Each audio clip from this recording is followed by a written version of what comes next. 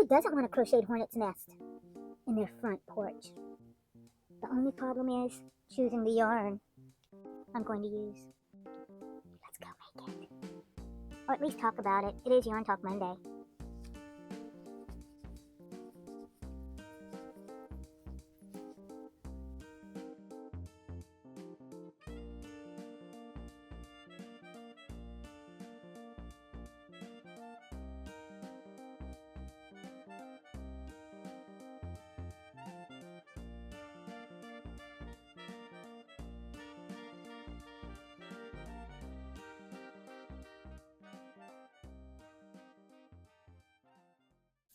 Hello, welcome to my cluttered world in the yarn room. It's good to see you again. And Yarn Talk Monday is not live today. Never know if I will do a live, but today is Yarn Talk Monday. And I'm Angie in the yarn room. Woo! Okay, as you've seen, you know what I want to talk about today. A hornet's nest. Yesterday, I became so obsessed with the crocheted hornet's nest. I just kept Googling it. Who did I see? I think I saw one person online, and let me see if I can find her channel again. And she was making the hornet's nest out of plarn, which is plastic yarn from plastic bags. And I thought, that's cool. And she goes, and who would make it out of regular yarn? It would get all yucky and stuff. True, if you stuffed it and closed it, I thought. So I thought, why not make it out of yarn? Because I don't want to make plarn. I'm just lazy. I'm not going to do it. It would take me forever and I'd lose interest. You know me. I would lose interest and we'd be here until next year trying to make that thing. Anyways, what if I made the hornet's nest from the bottom up and had it a cinch closure and filled it with plastic grocery bags to give it form. And then when it became yucky after the summer, or maybe even in between, I could take it down and wash it. I felt like an evil genius when I thought about it. My gosh. Now, the only thing is, figure out what yarn I want to use. So I have a lot. Well, I used to have a lot of this, but I've been using it on a lot of things, mostly like chickens and stuff like that, and hair scrunchies. I have this, and it has a little glitter in it. And then I found while I was looking at that, I have this yarn bead. I don't know where I'm getting these things. I guess donations or something like that. This is a nice color for a hornet's nest, right? But a while back, Allegra got a donation from an older lady, or I think maybe her family, and they gave her this yarn, which is so scratchy. This one I used on bats, the amigurumi bats, which was perfect because it's got that kind of scratchy feel and stuff. And then there is a beige one too, because I see that there are people have made them out of these colors and like which I'm not going to use this, but like this kind of color. But to me, that's too bright. I want it more naturally. So maybe this or this. I'm leaning towards this gray. And guess what? This is Glen Castle Heather, a touch of the Glens. This is 3 ounces. Worsted size, it says 100% DuPont Orlon acrylic, machine washable, moth proof, 4-ply pull skein, and the color is brown. And how much do you think they paid for this? 86 cents. My goodness. Wouldn't that be good outside? I wouldn't feel bad that it's outside and it's nice and scratchy. It looks like it would be a hornet's nest. Look at that color. I'm going to use this one. People. Who doesn't want a hornet's nest in their front yard? I can't think of one person. Let's go. Okay, let's talk about it. Might be too bright. Ready to talk about hornet's nest? So I think I've chosen the yarn that I want, which is this one, this vintage. I will keep these to the side because I might need more than one hornet's nest. Then I have to decide what hook to use. So I have many choices. And I think I wanted a bigger hook. I want it to be a fast project. I don't necessarily think I'm going to finish it here during this during this video, but you never know. Okay, what a mess I have in here. Alrighty, bye. Yarn Talk Monday. what do here? We gab, we talk. I tell you what happened during the week, and then what's going to happen in the future, as far as I can tell. Okay, so what I have been working on is all of these. I don't know if you can see them. Oh, I don't want to lose any of them. Flowers, see that? Daisies, some little like brown-eyed Susans, except for these are green in the center. And I don't know if you can see the little purple small flowers. They're all. Was my microphone not on the whole time? Golly, this one's on, isn't it? Oh my gosh, you mean the whole time I've been talking and it's been off. I hope you heard me. I'm not going to redo that. So we're going to do like sign language if you can't hear me. So charades. How about charades? We'll do charades. Okay. What else last week? Grandbaby came over for the holidays, for the weekend. She got her little what is it called? Karomi. Karopi's the frog. Karomi's the little pointed ear character from Sanrio. She got that after gave that Karomi a surgery, and I made her a little rainbow hat. I didn't get to see how it looked on her, but she just snatched it up real quick and put it in her room. It's not the season for hats, but she wanted one. Alrighty, and so I'm working on the cape. I'm working on the AI. Now I'm going to start. Let's go ahead and start this. I'm going to start making this. Now, if you can see on the previous pictures or in the pictures that are coming up now, I'm not sure. These are the images of, okay, I have images I put up here. This, I think the screen before or after, wherever I put it, of different AI images that I created using my Facebook AI to give me ideas of crocheted hornets nests. So I didn't want to copy anyone's in the world. So I went to AI and got their versions because it's AI. I don't know. I feel like I can use theirs. And what I came up with is the ones that I saw that are more rounded and like a tornado looking one with a kind of pointed bottom. So to me, that looked like a strawberry, but I want it to be wonky and I want it to be lumpy. And that's what I want to start working on. Looking for a hook. 6.5. My friend gave me this. It's so pretty, isn't it? My friend and my fairy godchildren. So this is the yarn that I'm using here. It's very scratchy and, you know, it just looks kind of woolly. And I want it to be, I want a good hook, not one. Okay, so I'm going to have to get rid of these hooks. They're too smooth unless I put something on. Okay, the grip is not the bother. It's just that it's too smooth. So should I put something kind of tacky on it? That's what I need, something tacky, because that's the reason I can't use the ones without the little grippies, because it's too slippery. Come on, Angie, let's find yourself a good hook, a big fat hook, but not too fat. Ooh, look at this one. A size 6.5. I think I still want to get bigger than that one. A 7. Let's go look for a 7. Let's see. Where would a 7 be in this little holder that I have here? Okay, my scissors are back here too. See that? Let's see. I need a thick one, and I'm looking at the back part because I can find. Okay, what size is it? This one is a 6.5 also. Do I want to make it out of this? It's too small, I think. I want a 7. Let's see if we can find a 7. What is this one? This is a 10. I don't want a 10. Okay, we're going to be here forever, guys. We're just going to be here for an 8. How about an 8?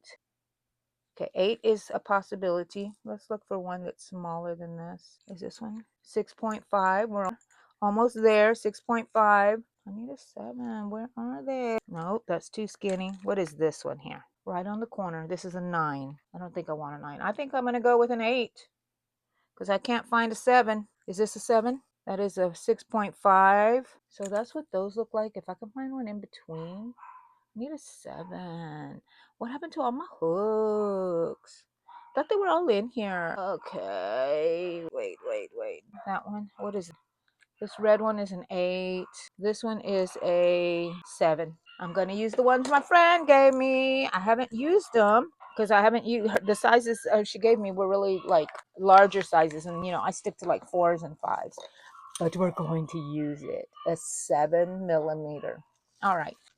This one is really stuck in here. Okay. There. Got it. With the little yarn baby happening with it. but that's okay. It's just a tiny little yarn, baby. Alrighty. So like I said, I'm going to work from the bottom down, bottom up, and I'm going to maybe do like, I wanted a rounded kind of bottom, not exactly pointy. And I may go back and, out on the outside, add some like ridges or bumps or something like that. But this is going to be what I think is a very good project if you want to practice crocheting without a pattern and just letting yourself be free, because you don't have to. I'm not going to have a pattern for this. You were just going to know that you're going to increase. And you know what I would do is I would take a piece of paper and draw the shape of the type of hornet's nest you want, the shape of it, and then periodically measure it to that and add stitches as you need, take away stitches as you need. But like I said, I want it small, like a strawberry or a heart at the bottom, and then for all of a sudden to get bulbous on the top. And then I will bring it in a little bit, and then I will make a drawstring that I can pull and open up, and I would take out the bags when I wanted to wash it for next season or whatever. I can add new things in there. I can add sticks in there, leaves, whatever. So I think it's going to be really fun. But this is really, I think, a good project if you want to just learn how to be rogue. Don't do any counting other than paying attention to increasing and decreasing and any kind of stitches you want. Well, guys, I'm so sorry, but the audio went out on this last portion, so I'm going to have to narrate. I'm just showing you that I am just working in a magic circle and that this is an art project and I'm not keeping count. And I'm just making single crochets without even worrying about it. I don't know what I'm looking for there. Oh, well. This is going to be a very free form project and very relaxing. I'm remembering that there were little holes in the images of the hornet's nests. And so I think I'm going to leave little openings somewhere and possibly put some felt behind it. I don't know. We'll see. That's just what I'm thinking. So I sure wish I didn't lose the audio because I thought I was very entertaining today. So now I'm going to be starting my second round, but now I'm going to debate whether I want to do it like I usually do, where I step up and start a new round, but I don't think so. I think I'm going to go spirally and not care what row or round I'm on. Okay, I'm just talking about my hook and how short the grip is, and it feels nice. I just have to get used to it because I'm not used to using this hook. So I do remember that I was talking about tension here, and that if you really have to push your hook into your stitches, you're having a tight tension. So just make it where it glides around the hook, the loops, and it won't be so tight. That's how you'll fix your tension. So I am just making single crochets for the first 3 to 4 rounds, and then I will start experimenting with all of my other stitches, where I will go from a single crochet to a triple crochet to a double crochet back to a single crochet, just to make it kind of wonky, and be fun so I don't get stuck. And there I am saying a short stitch, a long stitch, and being creative. Crochet is an art form. Don't let anyone else tell you otherwise. So now I'm going to just show you my progress and what it kind of looks like. Just single crochets. And here I'm going to show you that I started making double crochets, and now I'm going to start getting creative, people. Look at that. I don't know how it's going to come out. And I also decided I was going to work in the back loops only, working up, because it would give it a little ridge and a texture. And I may go back and add details of, surface stitching or something if I want to do it. You can keep it as fancy or as simple as you want. Okay, here I am going to show you more. I think I'm looking for lotion here. I remember that because my hands, oh, no, I really didn't spit into my hands. I just was thinking I need something. Anyways, my hands are always so dry that they don't have grip. So I have a problem with that. So I'm just going to be working here for a bit and showing you my progress. Look at that, the wonkiness of it. I love it, I love it, I love it. Okay, so here, I don't know what I'm talking about, but I'm sure it was some nice, juicy gossip. What do you think? Here's my progress now, looking good, looking good. Okay, so I'm just going to continue working on this, working my way up, and talking away about who knows what.